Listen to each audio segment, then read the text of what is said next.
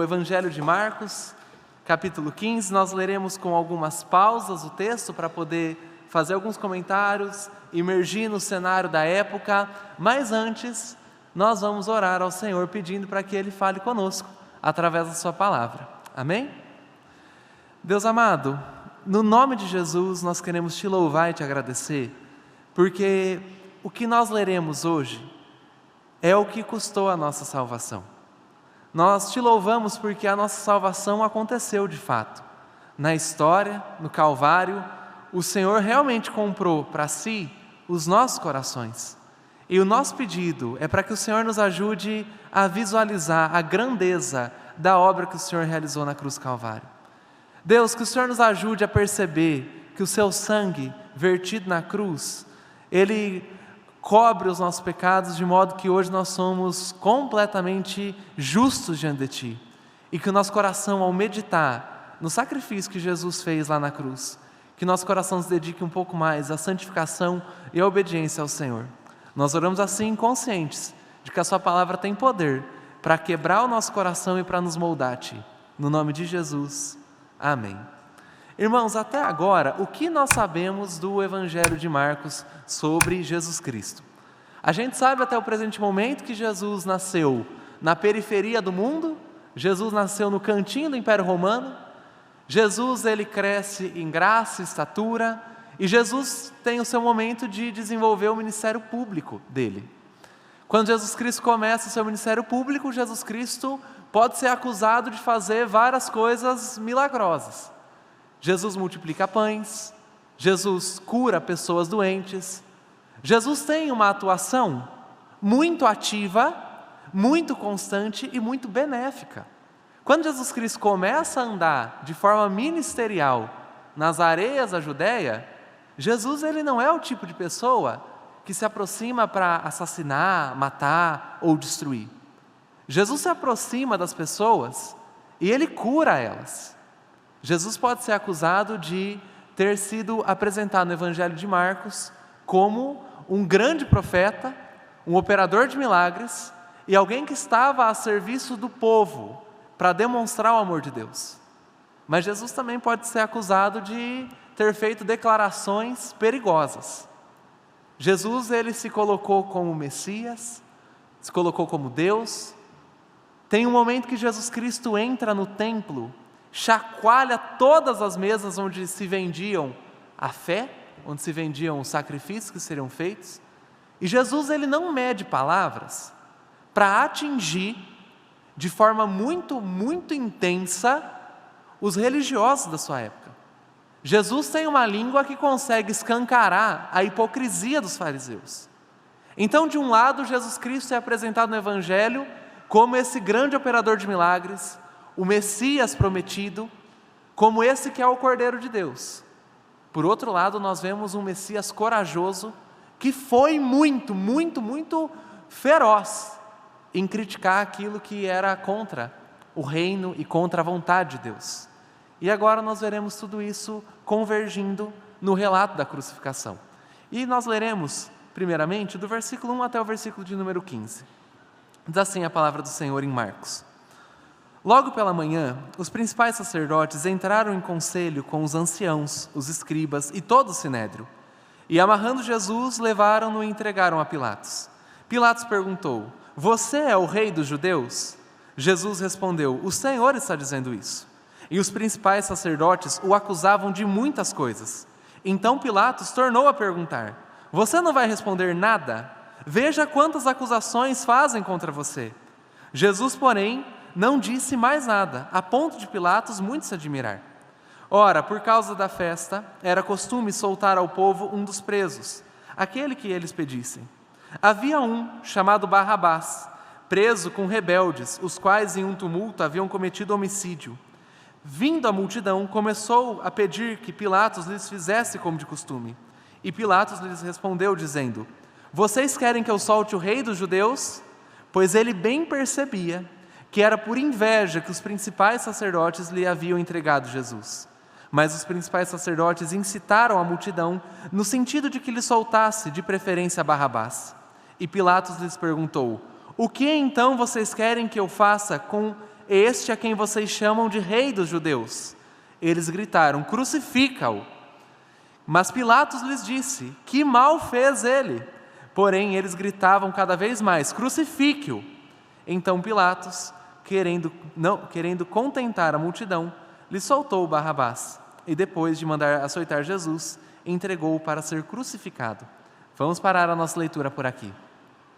Esse grande personagem da Judéia, homem famoso, operador de milagres, que expôs toda a hipocrisia dos religiosos da sua época, Jesus está agora preso em Jerusalém e levado diante do representante imperial, Pôncio Pilatos, ali, na região de Jerusalém.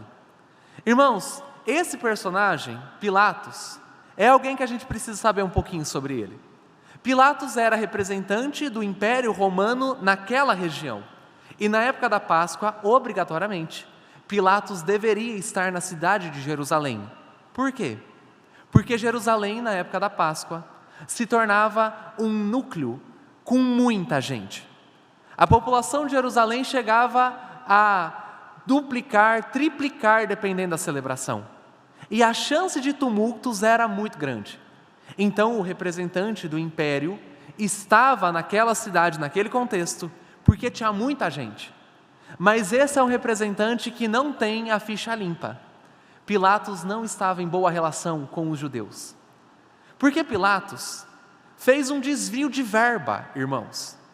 Pilatos pegou dinheiro do templo, dinheiro que era ofertado para a obra de Deus. Pilatos pega o dinheiro do templo e usa para construir uma série de obras na região de Jerusalém. Ele desviou dinheiro sagrado, mas não só isso. Pilatos também levou estandartes romanos para dentro do templo de Deus, e isso deixou os judeus muito bravos com Pilatos. Os judeus já não tinham Pilatos em alta conta. Então imagine, Pilatos precisa agradar aquela multidão. E agora Pilatos é colocado numa saia justa. Porque diante de Pilatos está o operador de milagres, Messias prometido, auto-intitulado como Filho de Deus, Jesus Cristo. E não existe um motivo plausível para que Jesus seja condenado. Vai condenar Jesus pelo quê? Ter multiplicado pão? Ou por ter curado no sábado? O Império Romano não condenava ninguém por fazer coisas no sábado. Então Pilatos é levado para uma saia justa. E o povo com quem ele não tem já boas relações começa a pressionar Pilatos para que entregue Jesus para a crucificação. Pilatos joga a bola de volta para a multidão. O costume da época, e esse é um costume judeu, não é costume em Roma, não é costume na Grécia, é costume de judeu. No período da Páscoa, um criminoso poderia ser liberto por ordem imperial, por ordem política, se assim o povo pedisse. Então Pilatos, que percebeu que Jesus estava sendo morto, estava sendo condenado, por pura inveja, devolve para a multidão e joga para a multidão a pergunta: e aí, quem é que eu vou soltar? A expectativa de Pilatos, a gente não sabe, mas parece que ele não está confortável com a morte de Jesus. E a multidão é levada pelos sacerdotes. Os sacerdotes induzem a multidão a condenarem não o homicida Barrabás. Barrabás foi chamado para ser solto. Mas a multidão é incentivada a condenar aquele que tinha multiplicado o pão, para uma multidão de pelo menos 5.000 pessoas. E a multidão começa a gritar: crucifica-o, crucifica-o, crucifica-o. E Pilatos nisso encontra uma espécie de desculpa. E agora ele faz a vontade do povo, manda Jesus para a crucificação. E aí Jesus vai ser encaminhado, sem uma justa condenação. Um homicida é solto, mas Jesus Cristo vai ser condenado. Agora, o texto bíblico diz para a gente que Jesus foi condenado por pura inveja dos fariseus, dos líderes religiosos, daqueles grandes líderes judeus. Irmãos, Jesus foi condenado porque em tudo que ele era e tudo que ele fazia, Jesus representava uma contínua ameaça para toda aquela ordem estabelecida. Jesus não é um revolucionário que estava colocando em xeque o poder de Roma. Jesus é o Filho de Deus que estava colocando em xeque toda a estrutura religiosa que os fariseus e os principais sacerdotes tinham construído até então. A inveja com relação a Jesus é porque Cristo representa um perigo para aquela ordem política. E o relato continua. Versículo de número 16. Então os soldados levaram Jesus para dentro do palácio, que é o pretório, e reuniram toda a tropa. Vestiram Jesus com um manto púrpura e, tecendo uma coroa de espinhos, a puseram na cabeça dele. E o saudavam, dizendo: Salve, Rei dos Judeus! E batiam na cabeça dele com um caniço, cuspiam nele e, pondo-se de joelhos, o adoravam. Depois de terem zombado dele, tiraram-lhe o manto púrpura e o vestiram com as suas próprias roupas. Então conduziram Jesus para fora a fim de o crucificarem. E obrigaram Simão Cirineu, que passava, vindo do campo, pai de Alexandre e de Rufo, a carregar a cruz de Jesus. E levaram Jesus para o Gólgota, que quer dizer lugar da caveira. Quiseram dar-lhe para beber vinho misturado com mirra, mas Jesus não aceitou. Então o crucificaram e repartiram entre si as roupas dele, tirando sorte para ver o que cada um levaria. Eram 9 horas da manhã quando o crucificaram. E a inscrição com acusação contra ele dizia: o Rei dos Judeus. Com ele crucificaram 2 ladrões, um à sua direita e outro à sua esquerda. E cumpriu-se a escritura que diz: com malfeitores foi contado.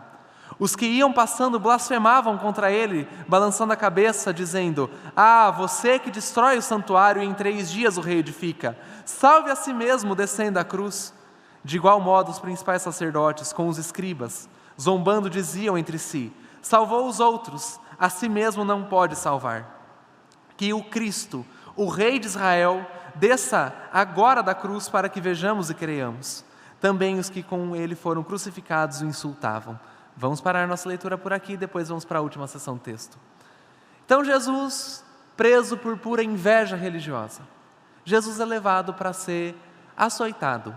O açoite na época de Jesus era um instrumento de tortura muito bem elaborado por Roma. Era um chicote e na ponta do chicote algumas garras que podiam ser osso, ferro ou mesmo rocha. E no momento que aquele chicote caía sobre as costas daquele que estava sendo torturado, aquelas garras entravam na pele, na carne, e quando o chicote era puxado, aquilo rasgava o tecido, a pele e a carne. E Jesus não é só açoitado, Jesus ele vai ser humilhado. A coroa de espinhos que é colocada sobre Jesus, no que a gente encontra na língua grega, é uma coroa que representa uma espécie de grinalda, uma coroa não fechadinha, só aqui, na frente da cabeça. Esse tipo de coroa era usado não por quem era rei de verdade, mas por quem era um rei vassalo, um rei que não tinha autoridade nenhuma. Os soldados estão humilhando Jesus quando colocam sobre ele uma coroa de espinho e quando essa coroa não é a coroa de um rei verdadeiro, é a coroa de um rei que não manda em nada. E os soldados começam a fazer aquilo que é muito, muito, muito constrangedor. Começam a cuspir em Jesus e ofendem ele. Irmãos, se quem está aqui neste relato é o autor de cada planeta deste universo, o que esses soldados estão fazendo é muito agressivo. Eles estão cuspindo na cara de Deus. Mas o que é assustador? Deus não está respondendo. Deus está aceitando o cuspe de gente que não valia a pena nem de você olhar, porque era soldado que provavelmente também fazia parte de um exército mercenário. Jesus está aceitando cuspe de gente que dura 70 anos. Ele que viu o universo sendo principiado pela própria voz de quem ele é.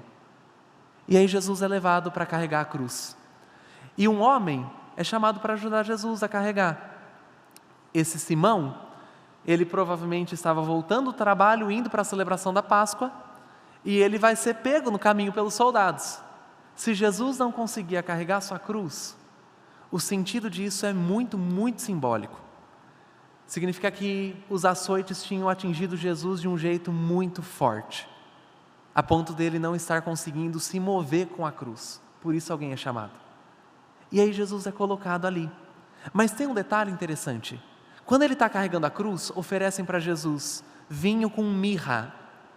Vinho e mirra na época da crucificação de Cristo, é um tipo de relaxante muscular, um tipo de remédio ou substância que era ingerido para você amortecer o corpo a fim de diminuir a dor. E qual que é o detalhe do texto? Jesus não toma. Jesus vai ser crucificado e Ele não quer relaxante. Ele quer a totalidade daquela experiência e todo o peso que está envolvido. E aí Jesus é colocado entre malfeitores.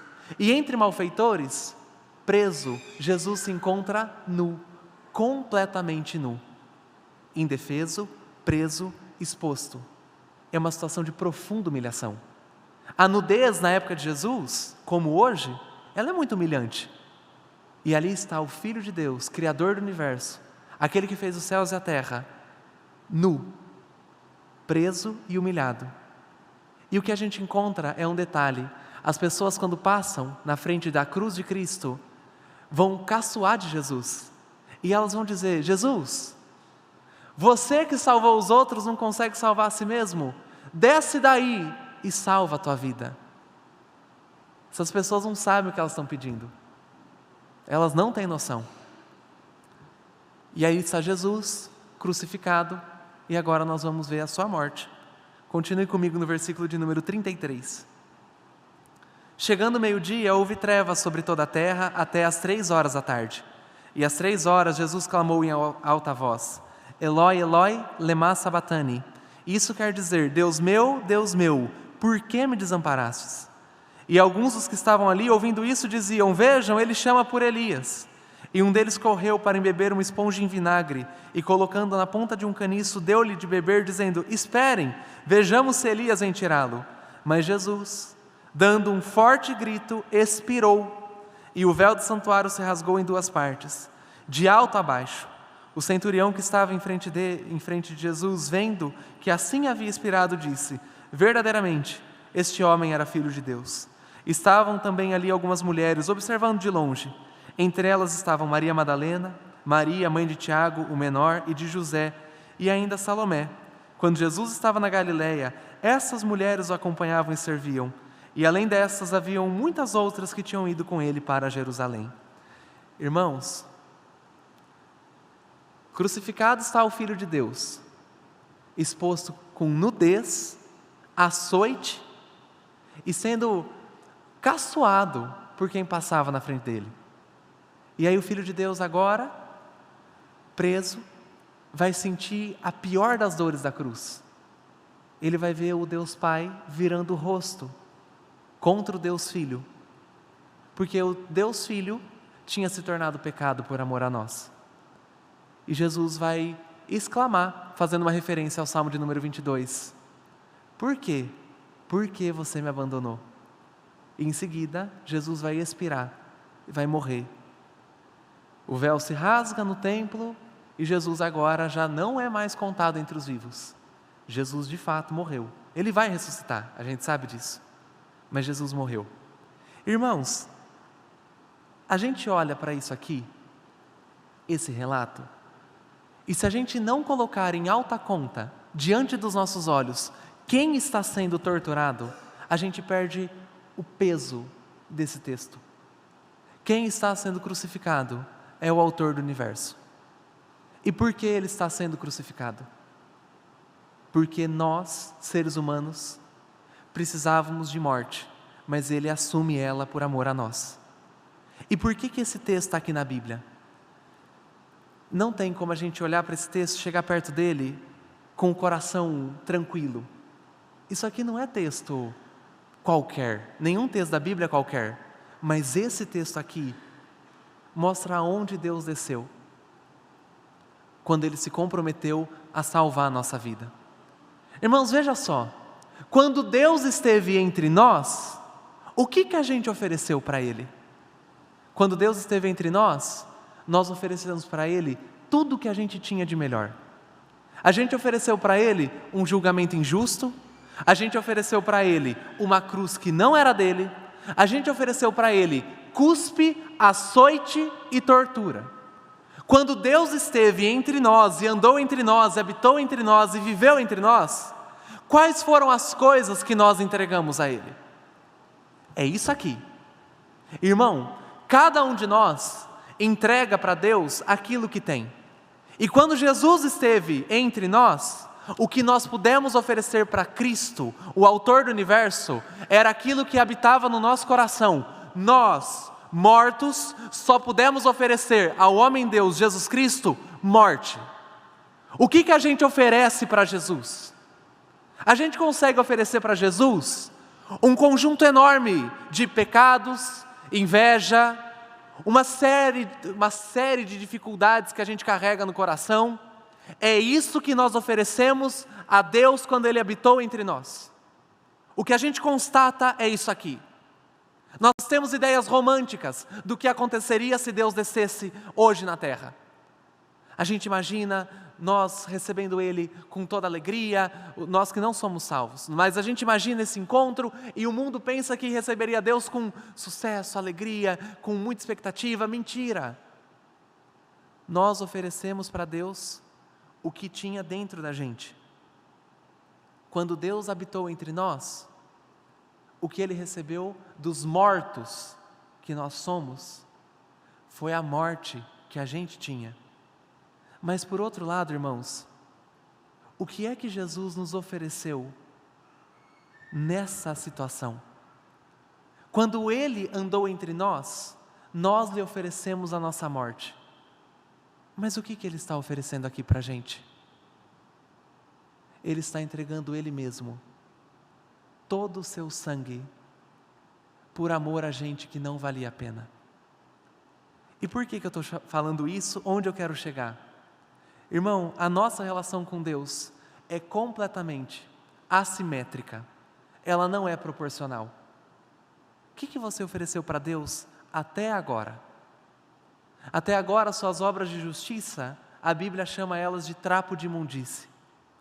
Até agora, o melhor que você fez para Deus, no auge de todo o seu vigor, no auge da sua consagração, até agora foi um compilado de uma série de desejos profanos e ruins, misturados com dose de graça de Deus, graça comum. O que nós oferecemos para Jesus é muito nojento. Mas a relação é assimétrica, não é proporcional. Olha o que Ele ofereceu para a gente: sangue, graça. Ele oferece para a gente o próprio ser de quem Ele é. E isso nos leva a uma situação. O relato da crucificação não esconde nenhum dos nossos crimes. A gente, quando teve Jesus no nosso meio, a gente quis mostrar a maldade. Mas não esconde também a reação de Cristo. Ele aceitou o cuspe, aceitou o chicote, aceitou os espinhos, aceitou a cruz, porque através de tudo isso Ele ofereceu uma coisa muito maior do que a gente podia oferecer. Ele ofereceu vida. E tem um teólogo chamado Blaise Pascal, matemático também, mas isso a gente perdoa. Mas o Blaise Pascal, ele vai dizer para a gente o seguinte: meditando sobre o relato da crucificação, Pascal vai falar para a gente que Jesus é um Deus muito diferente. É um Deus do qual a gente se aproxima sem orgulho, sem prerrogativas de grandeza e santidade. É um Deus do qual a gente se aproxima sem máscara, sem nenhuma falsa religiosidade. Mas, ao mesmo tempo, Jesus é um Deus do qual nós nos abaixamos sem medo. Porque quando a gente ofereceu morte para Ele, Ele ofereceu vida para a gente. Onde isso nos leva? Irmão, Jesus não é o Deus de quem você deve fugir, porque você é péssimo. Acredite, Ele já viu o pior dos nossos lados. Ele já viu cada aresta de pecado que nós cultivamos no coração. Jesus não é o Deus que você tem que se aproximar com desculpas ou com orgulho. Jesus não é o Deus de quem você tem que correr. Ele viu o pior que a gente podia oferecer: uma cruz.